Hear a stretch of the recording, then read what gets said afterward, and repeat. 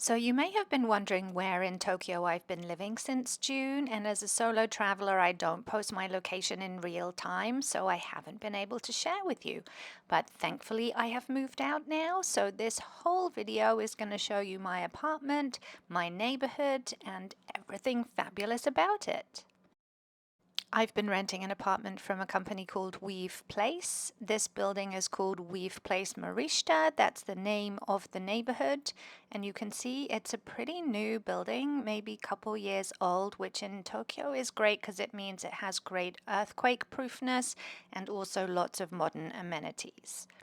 Renting an apartment in Japan as a foreigner on a short term, less than 6 month visa is kind of complicated because a lot of buildings don't accept foreigners, have minimum 12-month rent terms. So I just want to show you in the lobby here, there is actually a gym through those glass doors there, but I totally forgot the key code because I never set foot inside the whole time I was here. And then if we come out here, there are fantastic mailboxes, which are obviously hugely important for international people who are shipping stuff from Amazon or even from overseas, and need to receive those packages securely. So, back to renting in Japan, many companies also request things like key money, which can be 2 to 3 months rent up front, which is non-refundable. So you can see why companies like Weave Place have sprung up catering to short-term rentals. Weave Place, I believe, does 1 month minimum, and then you just need to put down a 1 month deposit, which is refundable. Plus, you can pay on a credit card, which is a huge deal when you don't have a bank account in Japan and you're not used to living in a cash society. So coming up in the elevator here, and my apartment is on the 7th floor, and very commonly in Japanese buildings, the elevator opens out to an external walkway and all of the doors are off of that. Means you have fantastic views over Tokyo. And then this is my door here, 704. So coming inside, you've got your classic Japanese genkan or entranceway where you take off your shoes.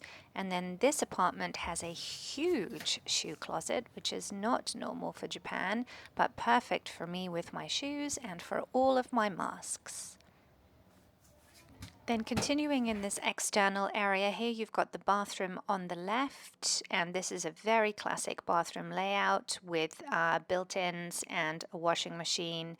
And then on the right-hand side, it goes into the actual bath, which is a total wet room where you have your bath and your shower all combined together in one space.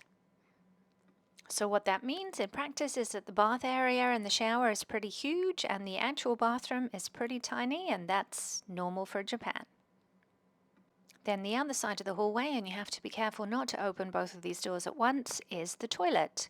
And this case does have a full washlet Toto toilet with automatic lift and all of the flushing and bidet capabilities, which I'm going to miss sorely.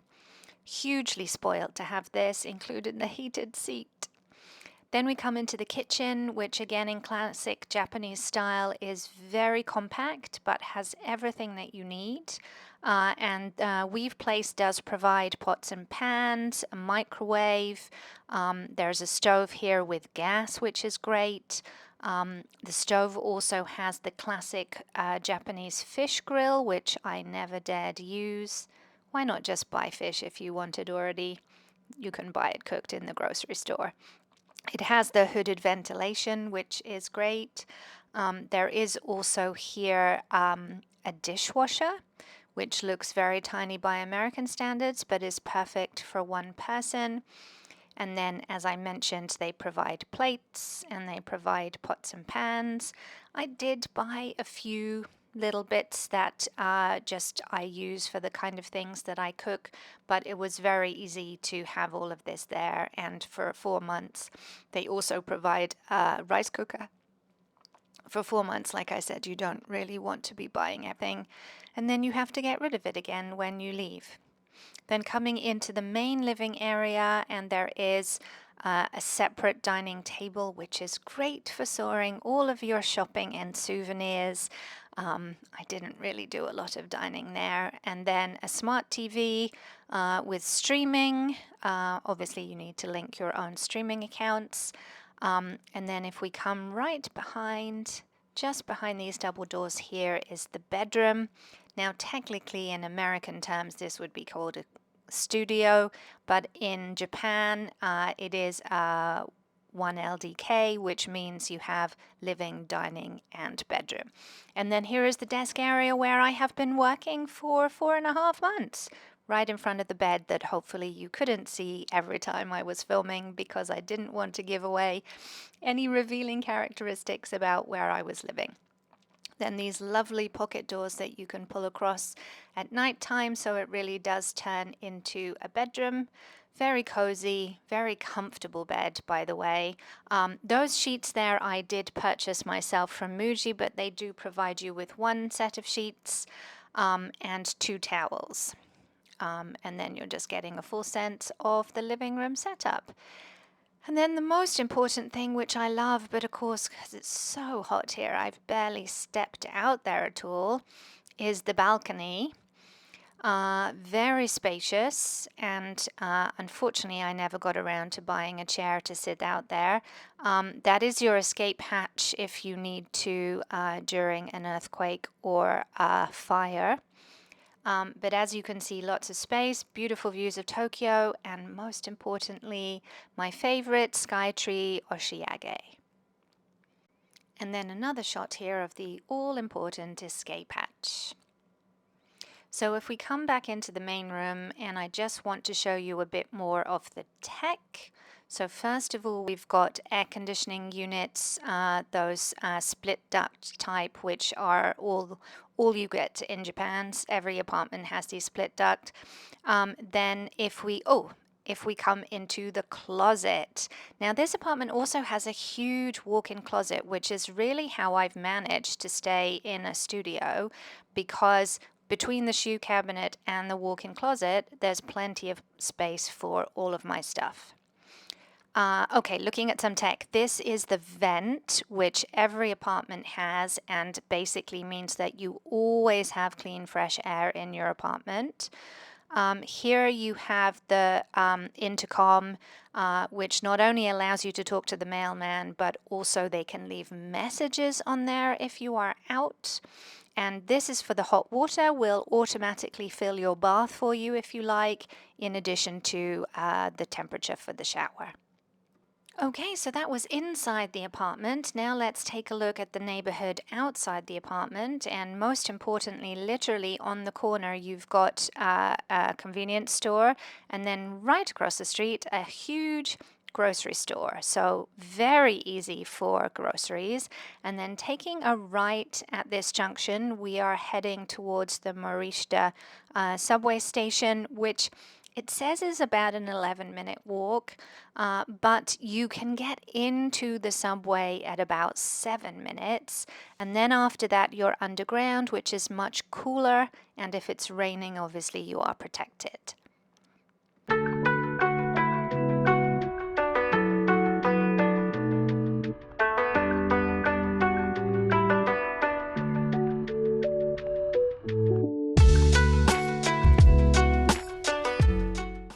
Yes, I just noticed I illegally crossed the street while the light was red there, which in Japan you do not do.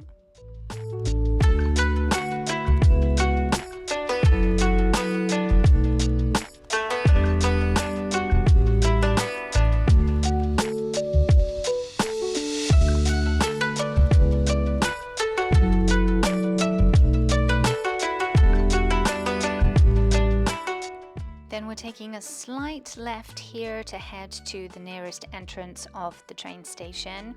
And on the left-hand side, there is a little bit of a park there that everybody likes to cut through, but it's actually got gravel underfoot. So I find when I'm wearing sandals that I don't really want all the dust in my shoes. So I just keep going on the road here.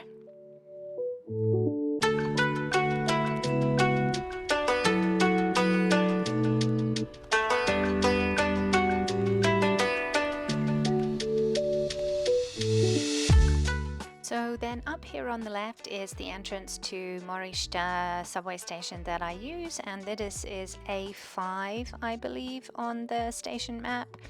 and quite quickly, although there's no escalator down, sadly, only up ones, you do come into the cool and out of the rain if it is raining. And then at this point it is about another 5 minutes walk to the entrance to the subway station, and as you will have seen on the sign there, they have both the Shinjuku and the Uedo line that go from here.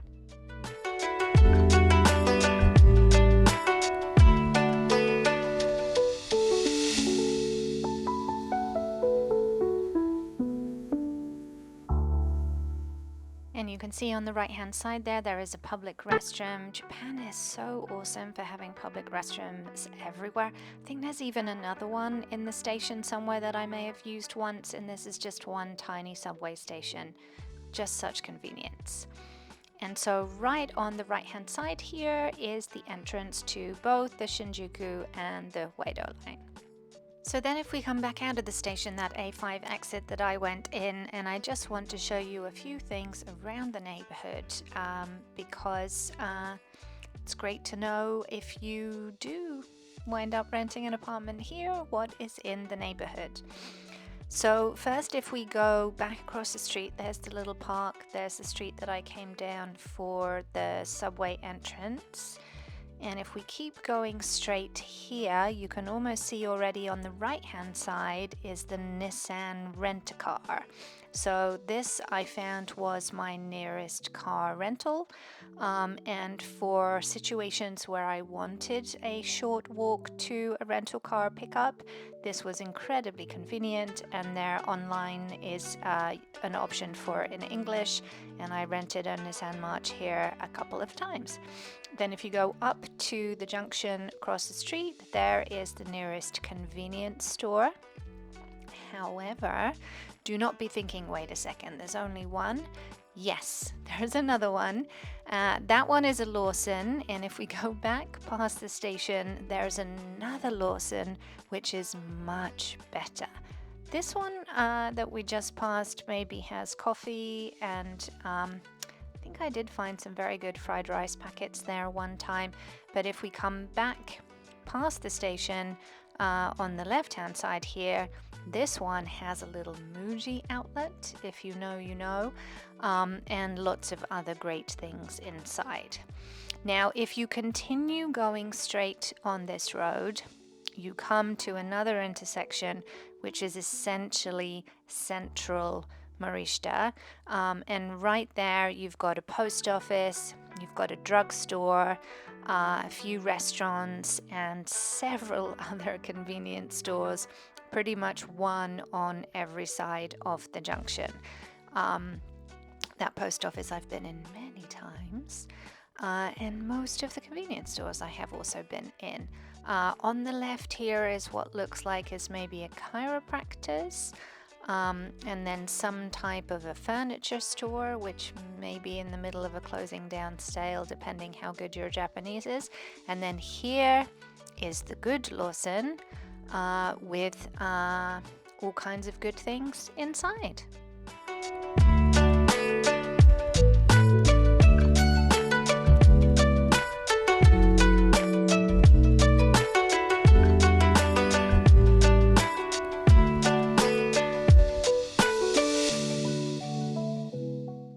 I just wanted to finish up by showing you more of the neighborhood, because I really wanted to give a sense of this is what the real Tokyo looks like.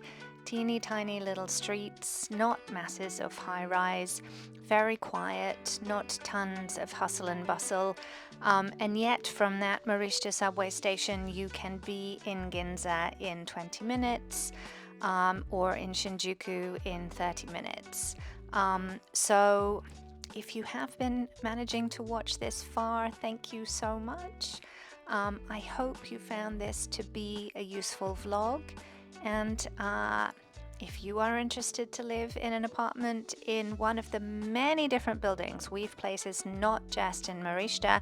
This is just where I happen to find availability because they do book out very early. I grabbed this apartment, I think, 3 months out. I had not been approved for my DNV at that point. I'm also not being paid for this video. They do, in fact, not even have a referral or affiliate program. I'm just sharing because I thought it was great. Oh, and let's finish up here because who doesn't love one of these fantastic automatic parking garages where the cars get hoisted up on top of each other? You don't see those every day, but you do see those in Tokyo. Hope you have a great week. Hope to see you again here soon. Take care.